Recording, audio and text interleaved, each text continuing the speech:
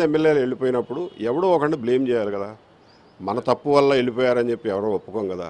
అందుకే ఎవడో ఒకడు బకరాగాడు దొరకాలి. ఆ బకరా నేనయ్యా. వివేకానంద రెడ్డి గారి మర్డర్ కేసు విషయంలో అయితే మర్డర్ కేసు ఇన్వెస్టిగేషన్ చేసినటువంటి తీరు మొదటి 1, 2, 3 రోజుల్లో చాలా అసంతృప్తికరంగా చేశారు అని చెప్పి మేము ఫీల్ అయ్యాం. అందుకే మర్డర్ కేసెస్ మా 30 ఏళ్ల సుదీర్ఘ జీవితంలో నేను ఎన్నో చూశాను. ఇనీషియల్ ఇన్వెస్టిగేషన్ కనుక సరిగ్గా జరగకపోతే అది ఎప్పటికీ సాల్వ్ కాదు. సాల్వ్ అయినా సరే మీకు ఎవిడెన్స్ దొరకదు, కన్విక్షన్స్ రావు. కాబట్టి మర్డర్ కేసెస్లో మాకు ట్రైనింగ్ రోజుల నుంచి చెప్పింది ఏంటంటే హత్య కేసు సాల్వ్ అయ్యేంత వరకు రక్తపు మరకలను దాటి వెళ్ళొద్దు, అక్కడే కుర్చీ వేసుకుని కూర్చో, ఎవిడెన్స్ అంతా అక్కడే ఉంటుంది, వెతుకు, భూతద్దం వేసుకుని వెతుకు అంటారు. అట్లా ఫస్ట్ డే నాడే మీరు అన్ని ఆధారాలని అందరూ అనుమానితుల్ని రౌండప్ చేసి పెట్టుకోవాలా, విడివిడిగా విచారించాలి అని చెప్పి వివరంగా ఎక్స్పీరియన్స్ ద్వారా జూనియర్ ఆఫీసర్స్కి చెప్తాం కదా, మాకు సీనియర్స్ చెప్తేనే మేము నేర్చుకుంది అని చెప్తే వాళ్ళు సరిగ్గా దాన్ని చేయలే.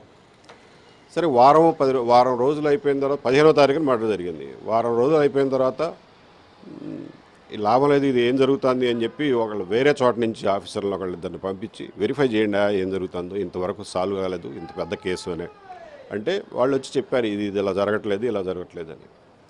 సో ఈ ఫీడ్బ్యాక్ ఎవరికి వెళ్ళిందో తెలియదు. కానీ 3 రోజుల తర్వాత ఎలక్షన్ కమిషన్కి నా మీద కంప్లైంట్ ఇవ్వడం, 24 గంటల్లో నన్ను ఉద్యోగంలోంచి బయట పెట్టడం చేశారు.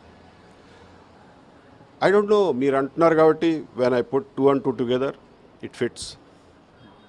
ఏది ఏమైనా ఆ కేసు ఇప్పటికి కూడా విచారణలో ఉంది కాబట్టి దాని గురించి ఎక్కువ మాట్లాడకూడదు. అది సక్సెస్ఫుల్గా విచారణ కంక్లూజన్కి వస్తుందని చెప్పి నేను కూడా ఆశిస్తున్నాను. I'm looking forward to that.